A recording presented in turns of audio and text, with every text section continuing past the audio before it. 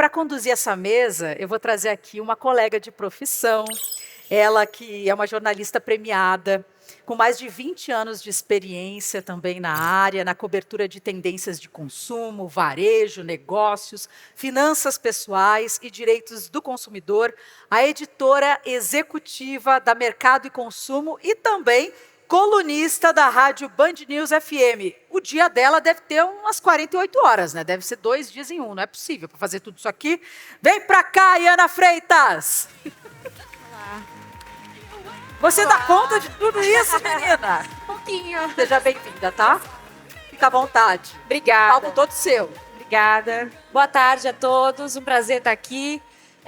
Em nome da Mercado e Consumo, a gente está fazendo aqui a cobertura do Wake Summit 2024 e vou conduzir agora aqui esse painel falando sobre os creators, né? Como que é essa economia aí de criadores, como isso tem se desenvolvido aqui no Brasil e mundo afora, como as marcas podem fazer para trazer influenciadores que têm a ver com o seu negócio, com a sua proposta, com a sua ideia e daí gerar bons resultados. Eu fui apresentada aqui, eu sou editora executiva da Mercado e Consumo hoje, tenho uma coluna também sobre a coluna Mercado e Consumo na Rádio Band News FM, e aqui desse painel, que se chama Creator Economy, do empreendedorismo, a peça-chave para grandes marcas, nesse painel eu vou contar com a presença de 3 super convidados que eu vou chamar ao palco agora. A Flávia Pavanelli, atriz e influenciadora. Bem-vinda, Flávia. Oi, oi! Boa tarde! Já estava aqui com o pessoal no cantinho ali. Quero participar de todas as formas. Tem e aí, muito gente? a contar pra gente. Bem-vinda. Obrigada, muito Prazer obrigada. receber você aqui. Prazer todo meu. O Igor Figueiredo, Head de Marketing e Digital da Shell Select. Bem-vindo, Igor. Boa tarde, gente. Prazer estar aqui com vocês. E a Manuela Vilela, Head do Ecossistema de Criadores de Conteúdo do YouTube Brasil. Olá, Manuela, bem-vinda. Oi, oi, oi, tudo bem? Prazer receber os 3 aqui, com essa plateia, nesse evento que está lindo, né? Nesse espaço incrível. Vamos falar dessa economia aí de creators, e quero começar justamente contigo, Flávia, que tem cases aí para contar para a gente da sua jornada mesmo, né? Como criadora de conteúdo, enfim, que desafios você enfrentou e ainda enfrenta, né, diariamente, para juntar essa sua posição de influencer com o negócio, porque no fim para você é um negócio também, né? Com certeza. Eu acredito que assim, os desafios nunca vão acabar. Porque a internet vem se renovando, a internet vem ampliando e a gente vê o alcance de hoje em dia, né? Mas, com certeza, o meu desafio principal foi me entender no momento como empresa. Isso há uns anos atrás, porque como eu vim de uma internet muito orgânica, para mim, eu via que aquilo era meu trabalho, mas eu não conseguia pensar na Flávia Pavanelli empresa. Então, de pensar em estratégias, de acompanhar o que vem aí pelo mercado. Eu comecei muito novinha, eu tinha lá meus 15, 16 anos. E sempre foi essa coisa genuína, orgânica. Do mesmo jeito que eu ensino as minhas amigas, eu quero ensinar as pessoas. Eu tenho isso daqui de dica e, enfim, é isso que eu quero compartilhar com a galera. Então, com certeza, hoje, me enxergar como empresa é sempre um desafio. Porque quando a gente fala de empresa, é isso, né? São vários denominadores ali e nós precisamos encaixá-los, tentar pelo menos encaixá-los perfeitamente. Mas, com certeza, de desafio, assim, o primeiro que me veio à mente. Em que momento você passou a se enxergar como empresa e pensar nisso como um negócio? Quem você trouxe, de repente, para perto? Como você se estruturou? Até hoje, meu pai é meu braço direito e a gente vem muito desse ritmo familiar, assim. Então, o mais legal é que justamente nós viemos lá do comecinho e crescemos juntos. Então, a gente tem uma visão muito parecida. E o mais interessante é que, assim, eu ainda tento ter uma equipe muito enxuta quanto a isso. Eu ainda ponho muito minha mão na massa, eu ainda tenho... O termômetro ainda está muito na minha mão, porque eu sinto que, do mesmo jeito que essa galera que está chegando na internet, que está aí bombando e fazendo muitos conteúdos, eu também lá atrás tive esse movimento, só que essa galera já cresceu comigo por esses 10 anos de trajetória. Então, entender como que está a vida dessa mulher hoje, porque ela se tornou uma mulher assim como eu. O que ela está fazendo, o que ela está consumindo, quais são os desejos, e assim, olhar de uma forma mais 360, sabe? Mas, atualmente, claro, a gente tem várias estratégias. Eu também tenho uma assistente que super me ajuda e fica acompanhando tudo aí de tendência, porque senão, realmente, a gente tem que virar um polvo para dar conta de tudo. Porém, eu ainda sinto que tudo que funciona e dá muito certo é aquilo que meu coração diz, é aquilo que faz o meu olhinho brilhar. Porque como foi assim que eu comecei na internet, eu tento manter isso até hoje e essa conexão com os meus seguidores. E acho que essa autenticidade é um dos segredos de um bom influencer, né? De um influencer que faz diferença no fim para as marcas. A próxima pergunta é justamente sobre isso, e aí vou pedir para você responder e depois passar para o Igor e para a Manuela. Como as grandes marcas podem equilibrar justamente essa autenticidade, que no fim é o que elas buscam nos influenciadores, né, com o desafio de colocar a proposta dela, o briefing dela para essas personalidades. Começo contigo. Realmente, é um desafio. O time aqui vai ter muito para falar, mas hoje, além de influenciadora, eu também tenho as minhas marcas e eu acho que está sendo ótimo porque eu consigo ter as duas visões. Eu consigo ter minha visão de marca, mas eu também entendo o que é a dor do influenciador. Mas eu acho que o principal é entender esse match, assim. Já aconteceu de, principalmente, ok, curti o produto, mas quando começaram a me travar demais e aí eu senti que aquilo não estava mais fazendo sentido, de ter que rescindir contrato e tudo mais. Então, assim, eu acho que hoje o que eu mais enxergo é uma trajetória a longo prazo do lado desse influenciador, para vocês contarem uma história juntos, porque aí tudo fica mais fácil. Aí tudo que a marca quiser propor para o influenciador entra no orgânico. Por mais que seja um briefing específico, vai ser muito fácil, você vai saber fazer aquilo com o pé nas costas. Então, hoje, eu, inclusive, tento manter relacionamentos mais duradouros. Para mim, muito complicado eu pensar em ações pontuais. Óbvio, existem, tudo depende da estratégia, mas pensando em marcas, pensando a longo prazo, é isso que eu tento manter até hoje. Eu tento manter esse tipo de relação, esse tipo de troca com a marca. Como que você vê esse equilíbrio? Como se dá esse equilíbrio, Igor?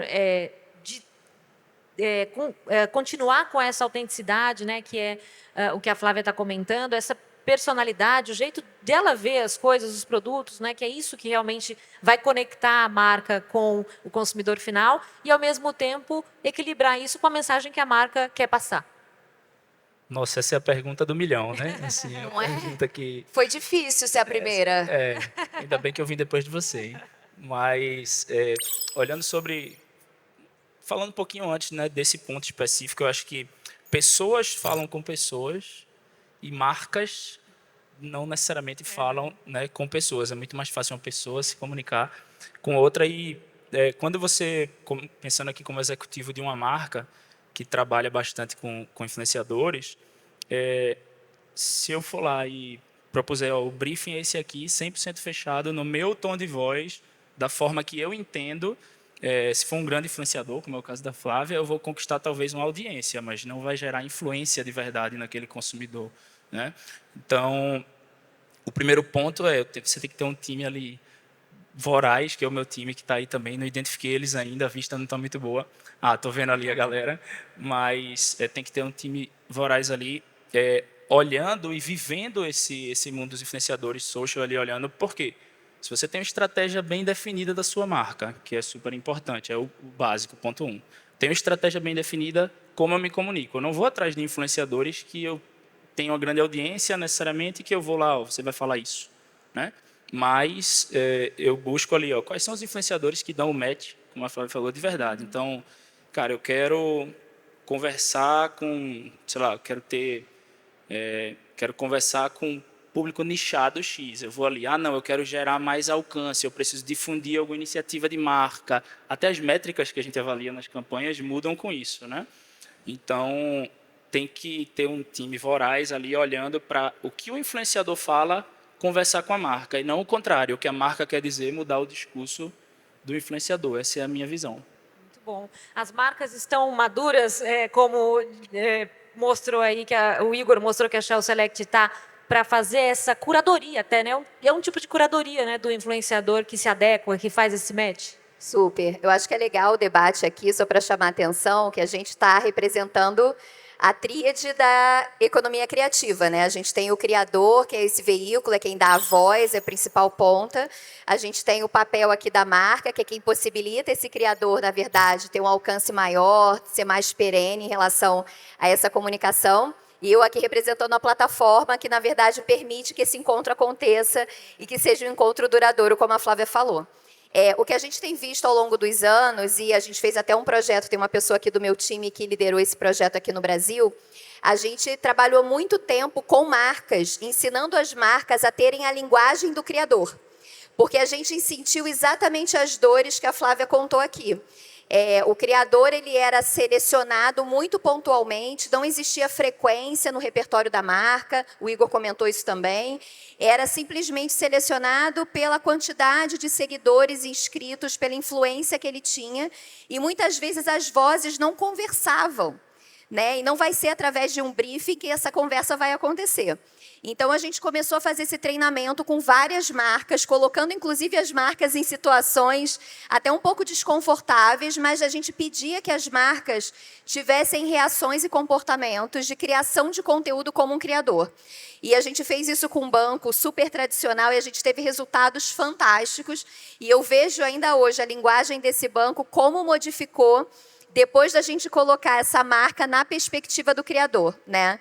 Então, eu acho que esse é o primeiro ponto, é a marca ter esse pensamento não só da contratação do criador como voz, mas a marca também tem um posicionamento como criador, né? Porque quando esse criador que é contratado como voz, ele sai de cena, qual é a comunicação dessa marca com a sua audiência? O que ficou, né, daquela ação? Então, acho que isso é importante para um trabalho mais de longo prazo, com mais frequência, que, eventualmente, alguns criadores podem entrar pontualmente, mas a conversa da marca continua acontecendo ao longo do ano inteiro, né? Então, acho que é importante esse aprendizado, não só a troca que eles comentaram aqui, que isso aí é fundamental, né? Não adianta um briefing quadrado, o criador não conseguir interferir nesse briefing, não conseguir criar junto, porque no final do dia é o criador que sabe o que funciona para a sua audiência.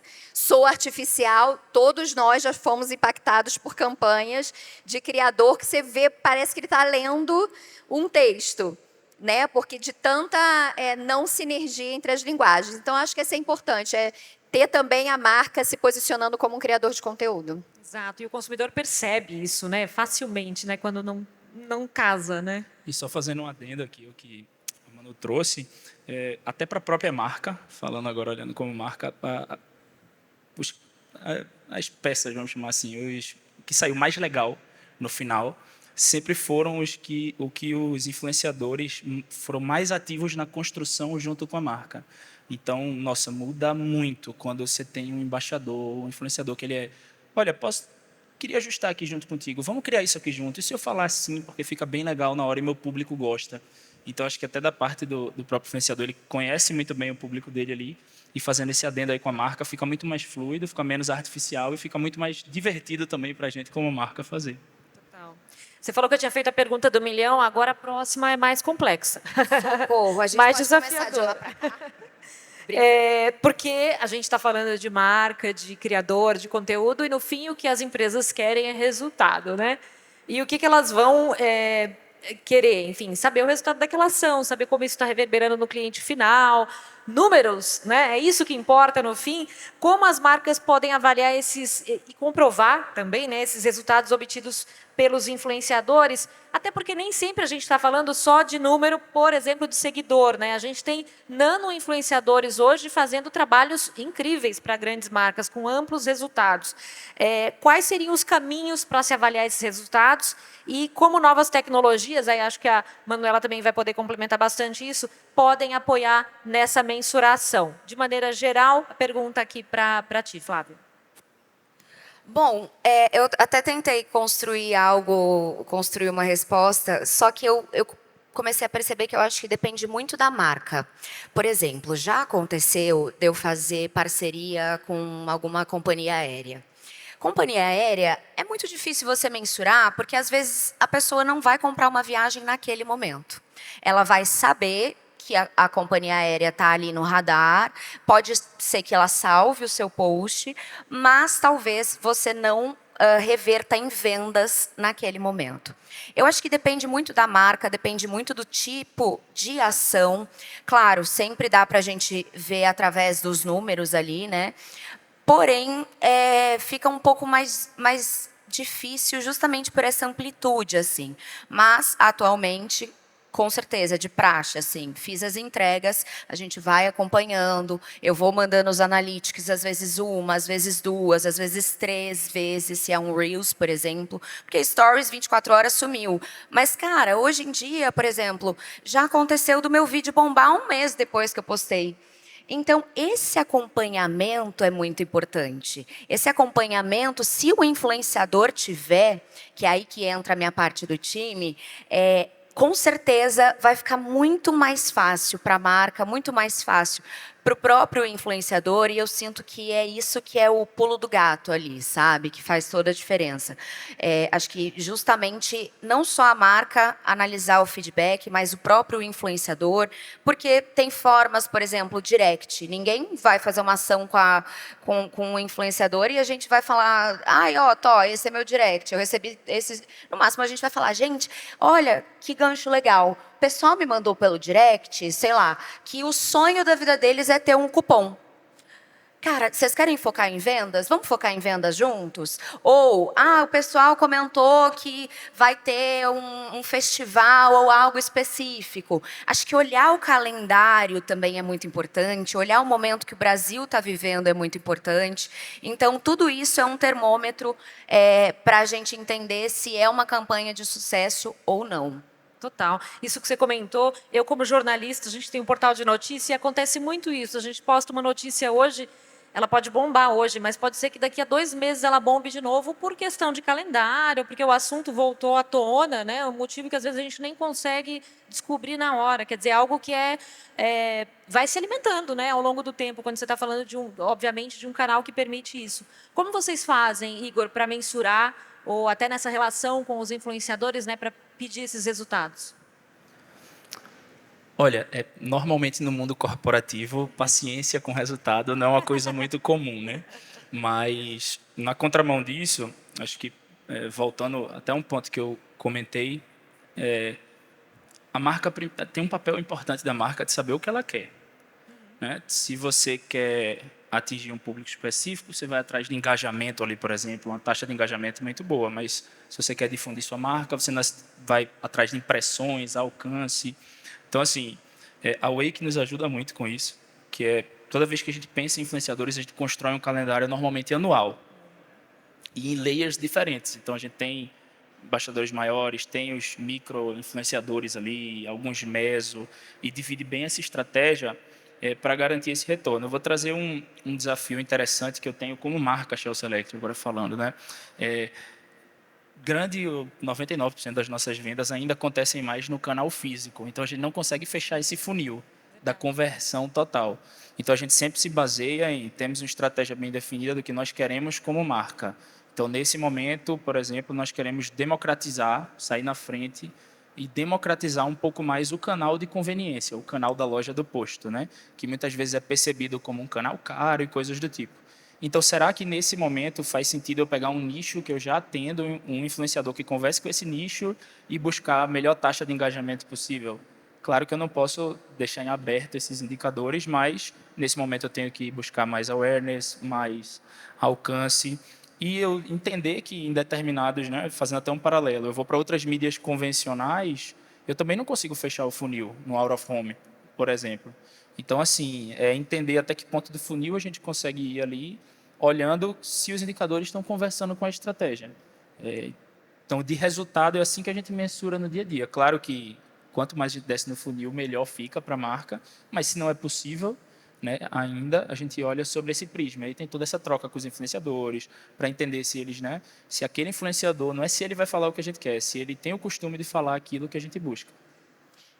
Do nosso lado de plataforma, eu acho que pega um pouco do que os dois falaram. Primeiro, tem todo o analytics ali por trás, que a gente fala que é o raio-x do canal e do vídeo, com todos os dados que você pode analisar, olhar retenção, se for um vídeo longo, olhar interação, engajamento, enfim, né? Então você consegue, com a análise dos números, perceber ali, e aí no curtíssimo prazo para a marca, né? Porque você tem o real time do vídeo, e em 48 horas você tem o perfil completo de como aquele vídeo performou. O que a gente já consegue mandar, o próprio influenciador mandar para as marcas, etc. Falando de funil, eu acho que é a grande dor das plataformas também. O que a gente está tentando fazer dentro do YouTube, com a criação do YouTube Shopping, é trazer uma mensuração melhor desse funil. Então, a gente já tem uma solução para que os criadores que têm loja própria integrem essa loja no canal deles, com um tagueamento de produtos nos vídeos, seja vídeo longo, vídeo curto, etc. E a gente consegue mensurar todo o caminho até a compra final, o que é interessante. Lá fora, a gente já está testando também o modelo de afiliados, e aí, então, é para criador trabalhar com as marcas que têm interesse em trabalhar com eles, etc., com uma porcentagem aí de vendas, então, que é importante, a gente tem olhado justamente para a gente conseguir fechar um pouco mais do funil. E outro ponto que eu queria falar, que é sobre o ponto que você falou de nano-influenciador, olhar cada estilo de influenciador para cada um dos seus canais. Para vocês terem uma ideia, 41% dos influenciadores no Brasil são nano-influenciadores, ou seja, tem até 10 mil inscritos ou seguidores em suas redes. E muitas vezes uma campanha, uma marca, ela está olhando para o extremo oposto desse gráfico, que é o lugar ali onde os criadores têm milhões de seguidores. E a gente hoje sabe que sim, esses criadores são muito eficazes, mas para que a conversa continue acontecendo, e se você tem, por exemplo, a exemplo do Igor, um funil muito claro de conversão, você precisa acionar outros criadores olhando esse gráfico, principalmente esses nano-influenciadores, para que a conversa continue acontecendo fora do momento principal, fora ali do seu horário nobre, como um criador grande, como a gente tem aqui a Flávia representando. Total. Aproveitando o gancho que você está comentando sobre tecnologias, né? Quais seriam as tendências emergentes da publicidade com influenciadores e como as marcas devem se preparar para essas tendências e até novidades que o próprio YouTube está trazendo para mostrar essas tendências hoje? Muito bem. Eu acho que são tendências e também desafios. Acho que o primeiro aqui para a gente comentar é sobre ser multiformato. Eu estava conversando com a Flávia ali no backstage, quanto é desafiador hoje para um criador de conteúdo acompanhar todas as tendências de todas as plataformas que eles estão presentes, com relevância, com autenticidade e muitas vezes precisando ter personas ou estratégias diferentes dependendo de cada uma das redes sociais. Então, esse é o principal desafio que as marcas também precisam englobar. Como é que essa marca se posiciona nesse modelo multiformato? Né? Quando é que eu faço uma live? Quando eu tenho uma conversa de 15 segundos num vídeo curto? Quando é que eu vou ter uma conversa maior com a minha audiência? E aí a gente está falando de formato, e aí eu coloco ainda um complicador. A maior tela que cresce hoje de consumo de audiência para o YouTube é a TV conectada. E a gente olha que na TV conectada, a audiência assiste, em média, mais de 20 minutos por cada conteúdo. Então, além de você pensar em formato, você tem que pensar nessas novas telas, nessas novas conversas que estão acontecendo. Como é que eu posiciono o meu conteúdo lá, que hoje, muitas vezes, né, é pensado somente para a tela do celular. Então, a gente traz esse saborzinho a mais. E, obviamente, a gente não pode deixar de falar de inteligência artificial. Então, falando um pouco das tendências que a gente vê, a gente tem pensado em muitas soluções para os criadores de conteúdo, sem canibalizar todo o processo de criação. Então, a gente não quer prejudicar ninguém dentro da cadeia do criador de conteúdo. A gente quer que a criação de conteúdo fique mais fluida, mais bacana e atenda essas demandas de ser multiformato, multitelas. Ontem, depois, se vocês tiverem uma curiosidade, a gente fez um evento que a gente está fazendo anualmente, já há 3 anos, chama Made on YouTube. A gente transmite ao vivo de Nova York e a gente falou sobre essas novas tendências. Então, uma delas é a utilização do Veo, que é uma inteligência artificial de criação de imagens. Então, você consegue falar com a inteligência artificial, até a demo que a gente fez ontem era de um urso panda e depois de um cachorro brincando com uma ovelha. E a inteligência artificial consegue criar essa imagem e o criador pode usar essa imagem por até 6 segundos. Ou pode criar uma imagem para ser o background do vídeo dele, do shorts, do conteúdo de shorts. Então, essa foi uma das tendências que a gente anunciou ontem. E principalmente para o mercado brasileiro, uma outra muito bacana é que a gente está expandindo o nosso produto de dublagem. Então, a gente já tem uma ferramenta de inteligência artificial que faz dublagem automática do seu conteúdo. O português foi uma das primeiras línguas a serem testadas. Se vocês tiverem curiosidade, o Manual do Mundo foi o canal que testou. Então, vocês conseguem ver vídeos do Iberê e da Mari falando inglês. A dublagem é muito perfeita. E agora a gente está expandindo para 100 mil canais ao redor do mundo.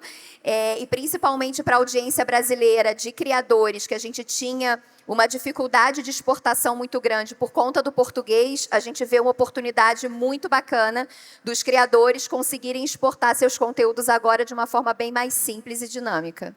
A gente via muito esse conteúdo vindo de fora, né? Mas não indo. Muito bacana. Isso que você falou da tela grande, né? Realmente é meio que ver TV, só que um outro tipo de TV, né? Um outro tipo de conteúdo, não é um conteúdo tradicional de publicidade, de TV, né? Nem de conteúdo mesmo para se criar. Muito bacana.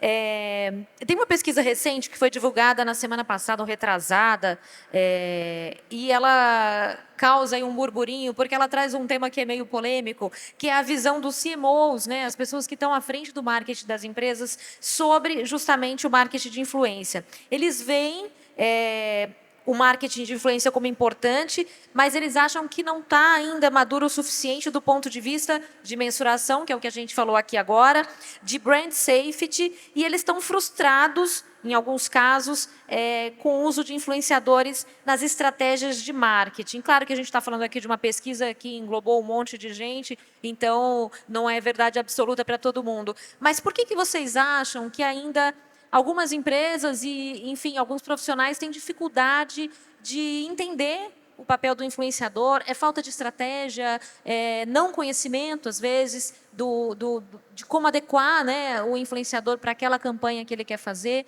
O que você percebe, Flávio? Agora, falando como influenciadora e como empresa, tem muita coisa que às vezes acontece. Por exemplo, óbvio que tem sistemas, a gente tem que seguir um padrãozinho ali para que a empresa dê certo. Mas tem muita coisa que às vezes acontece dentro das empresas que eu falo assim, pensem fora da caixa. Eu acho que o mais importante hoje em dia, para você entender a internet, é entender que as coisas mudaram. Então, por exemplo, às vezes a pessoa, mas é isso, a gente tem feito isso há não sei quantos anos e é essa estratégia. Mas será que não chegou a hora de você mudar? Será que o mundo não mudou e você não precisa se adaptar? Como será que as coisas estão hoje em dia? Então, isso é uma coisa que eu levanto muito dentro das empresas e que eu falo, mas vira e mexe, elas falam, mas está todo mundo fazendo. Mas peraí, não é porque está todo mundo fazendo que vai dar certo para todo mundo.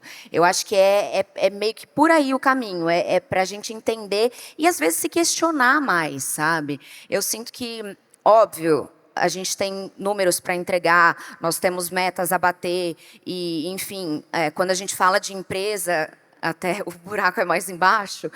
Porém, eu sinto justamente isso, assim, eu sinto que às vezes o que falta é alguém do time te deixar um pouquinho mais livre para você também pensar.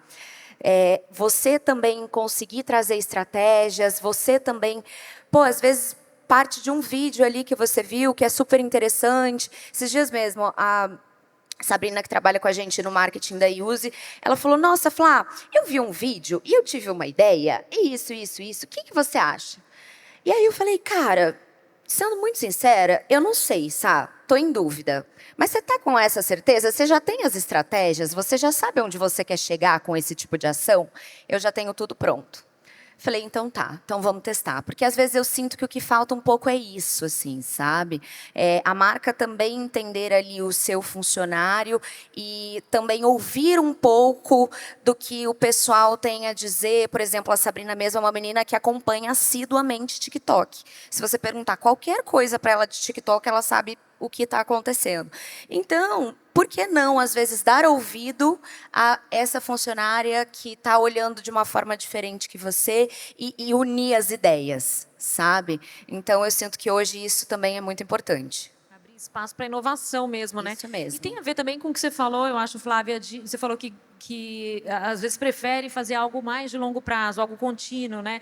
Às vezes é também perceber que não é, fiz uma vez, não deu certo, ok, tem que continuar insistindo muitas vezes para dar certo, né? Ou corrigir, né? Eu fiquei muito curiosa com essa pesquisa, eu até comentei Uhum. também com você, que eu fui ler a fundo, porque eu falei, vamos ler as entrelinhas aqui e ver quais foram. E a maioria das campanhas que eles citavam eram campanhas que tinham contratado vídeos curtos, um vídeo por influenciador. Então, de fato, é difícil você medir, e esse ponto exatamente que a Flá trouxe, de tipo, como é que você traz frequência e você cria uma conversa com um squad de criadores que muitas vezes também teve problemas ali na hora, né, de selecionar os perfis. E o outro ponto é justamente sobre frequência. Assim, acho que a beleza de você construir uma estratégia online é você corrigir a rota que não está dando certo no meio da campanha. E que legal você conseguir olhar os números, a gente não está indo para um lugar certo, ou muitas vezes mira A e está olhando para B, e nossa, consegui aqui uma nova audiência que eu nem estava esperando falar, vamos criar uma nova conversa então, porque chegou uma audiência nova que eu não esperava. Então, eu achei muito dura a forma como a pesquisa foi feita. E aí, lendo um pouco nas entrelinhas, você vê que o resultado tem muito a ver com a forma como a campanha foi criada. Que eu não digo que foi falta de estratégia, mas eu digo que a estratégia ela não foi refeita ou revista ao longo da campanha, que é o que precisa acontecer, né? E a tecnologia permite isso Exatamente. tanto hoje, né? Eu acho que tem um papo aí da administração que ele fala que a cultura come a estratégia no café da manhã, né? Acho que é um pouco disso também. Como tudo que é novo, talvez na mente do... Vou falar minha opinião, tá? Não respondi a pesquisa, então... Mas falando minha opinião aqui, como tudo que é novo, você tem que ser tolerante ao erro inédito, né? E vou pegar um exemplo, eu estava conversando com o meu time semana passada ou retrasada, e aí eu tinha certeza que era um caminho que a gente devia seguir. E o meu time mais antenado que eu, com certeza, disse, chefe, eu acho que não é o caminho. E aí tinham duas pessoas do time e eu debatendo assim, eu disse, vamos fazer o seguinte, eu tenho certeza que é esse caminho aqui, mas vocês duas estão me dizendo que a certeza é o outro caminho. Vocês estão certas disso? Tô. Tá bom, então a gente vai seguir dessa forma, né? E aí elas estão rindo ali na plateia, as duas. Mas... por que eu estou dizendo isso? Porque como tudo que é novo, você tem que ser mais tolerante e você tem que ter uma sensibilidade maior que as suas crenças arraigadas, talvez ali, não sejam o caminho da verdade. Vou traçar um paralelo que eu já falei aqui. Eu tenho uma frustração, você comentou, saiu da pesquisa em relação à mensuração, eu não sei se exatamente está dando resultado ou não, mas se você contratar um out of home, um outdoor, como é que você mensura isso? Se você olhar as ferramentas disponíveis que a gente tem, principalmente com tagueamento, se eu estou falando que deriva no e-commerce ali com a conversão final do carrinho, é perfeita a mensuração, basicamente. Mas vamos falar, como no meu caso, que é muito mais para derivar para as lojas físicas. Você desce mais no funil, você na realidade tem mais informação do que alguns caminhos de mídia tradicional. Por isso que eu estou dizendo que, por vezes, né, as crenças arraigadas com o novo aí fazem isso. E é o desafio de quem trabalha em grandes marcas, que não são necessariamente empresas que já nasceram da disrupção, como é que eu convenço as camadas superiores que o caminho é esse e que o resultado não necessariamente vai vir no curtíssimo prazo, mas isso é uma construção. E essa abertura para a inovação, que foi o que a Flávia tinha trazido aqui na fala dela também, né? Gente, estamos terminando aqui, mas queria que vocês dessem um recado final aqui para a nossa plateia, um insight, um aprendizado, enfim, para quem já se inseriu de repente, quem já está lançando mão de influenciadores para chegar no cliente final, quem ainda não sabe direito como fazer, quem respondeu essa pesquisa aí de CMO e está inseguro sobre que estratégia usar. Flávia, teu recado. Caraca, muito difícil. Porém, só pergunta bomba aqui, né? Eu sempre dou uma respirada antes, porque daí eu falo, pera, deixa eu pensar. Com certeza, para ser rápida e prática aqui, eu acho que hoje em dia uma das melhores estratégias, olhando para a Flávia, influenciadora, e para as minhas marcas que estão ali, são a extensão de mim, eu sinto que a gente precisa de agilidade e olhar o calendário e um pouquinho de tudo que está acontecendo naquele momento, sabe? Por exemplo, hoje uma trend dura ali 3, 4 dias o seu pico. Eu vejo gente que às vezes já aconteceu de, por exemplo, a marca me sugeria um vídeo e eu, gente, mas isso está ultrapassado. E aí, sabe quando mas isso está ultrapassado, aí você vai com todo carinho, posso fazer dessa forma? Não, Flá, pode fazer, é isso aí. Então, principalmente isso. Quem consome as redes sociais, não tem jeito, a gente tem que consumir as redes sociais para entender o que está acontecendo dentro delas, mas quem consome as redes sociais sempre dê um ouvido a mais para essa pessoa, porque ela sabe ali todos esses gatilhos, o que está acontecendo, o que tem de melhor para que a gente possa oferecer também como influenciador e como marca. Igor. Legal. Acho que vou falar rapidamente uma coisa que eu já disse aqui. Gente fala com gente. Marca é bem mais difícil para falar com gente. E, assim, as melhores soluções, normalmente, elas são co-criadas.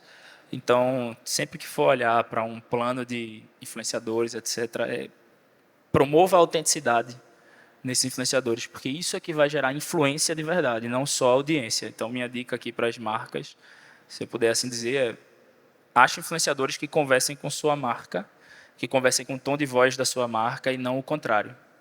E influenciadores que levem isso a sério também, né? Porque às vezes a gente também fala muito dessa abertura, de dar uma abertura para o influenciador. Isso aconteceu recentemente comigo através das minhas marcas e eu queria dar toda a abertura do mundo. E aí quando eu vi, tipo assim, então a gente que vai montar o briefing, a gente que vai fazer, a gente que...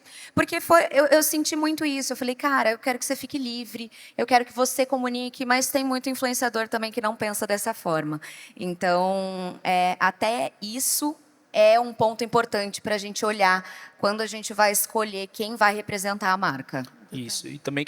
Desculpa, Manuca. E também que as coisas mudaram, né, gente? Então, assim, as coisas mudaram muito. Live commerce, grandes influenciadores criando as suas próprias marcas. Então, não tem como não se abrir para esse movimento. Acho que do meu lado, para completar frequência, a gente falou muito aqui sobre frequência, então pensa que tipo de frequência, como é que a sua conversa continua acontecendo mesmo depois que esse influenciador saiu de cena. Pensar no multitela e multiformato que eu falei aqui, então a frequência não só da comunicação toda, da linha editorial, mas também de que formato, como é que a conversa está acontecendo em cada uma das plataformas que você quer manter essa conversa ativa. Então, acho que frequência em primeiro lugar, mas entender também esse ecossistema de multitela e multiformato. Muito bom, super obrigada aqui pela presença de vocês. Meu recado final é só um obrigada também. Um prazer ter estado aqui nessa tarde com vocês. Obrigada, prazer todo nosso.